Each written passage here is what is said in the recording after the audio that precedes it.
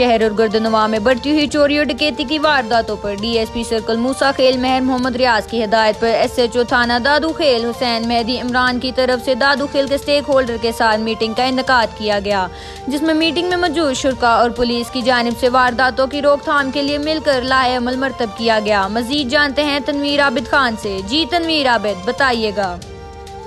گزشتہ 2 ہفتوں سے داؤد خیل اور گردنواں میں ڈکیتی اور چوری کی وارداتوں میں آئے روز اضافہ ہونے لگا، جس کی وجہ سے 4-5 وارداتوں میں شہری نقدی اور زیورات سے محروم ہو چکے ہیں، اور شہریوں میں ان وارداتوں میں اضافہ سے خوف و ہراس اور تشویش پائی جا رہی تھی، جس پر ڈی ایس پی سرکار موسیٰ خیل مہر محمد ریاض نے ایس ایچ او تھانہ داؤد خیل حسین مہدی عمران کو ہدایات دی کہ وہ فوری طور پر شہر کے اسٹیک ہولڈر کے ساتھ میٹنگ کریں اور اس بارے لائحہ عمل تیار کریں، جس پر تھانہ میں میٹنگ کا انعقاد کیا گیا، جس میں سیاسی، سماجی،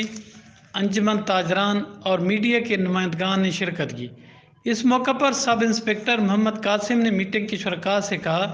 کہ آپ لوگوں اور عوام کے تعاون سے ان وارداتوں کی روک تھام کرنی ہے، کیونکہ ہمارے تھانے میں نفری بہت کم ہے، لہٰذا اس بارے تجاویز دیں۔ میٹنگ میں شامل شرکاء اور پولیس کی جانب سے متفقہ طور پر طے پایا گیا کہ رات 9:30 بجے کے بعد شہر کی تمام ہوٹلیں، دکانیں، جوس سینٹر بند کر دی جائیں گی، جبکہ 10:30 بجے کے بعد شہر کی گلیوں، چوراہوں، روڈوں پر آزادانہ گھومنے والے شہریوں کی چیکنگ کی جائے گی اور مشکوک افراد کو گرفتار کر کے ان کے خلاف قانونی کارروائی عمل میں لائی جائے گی،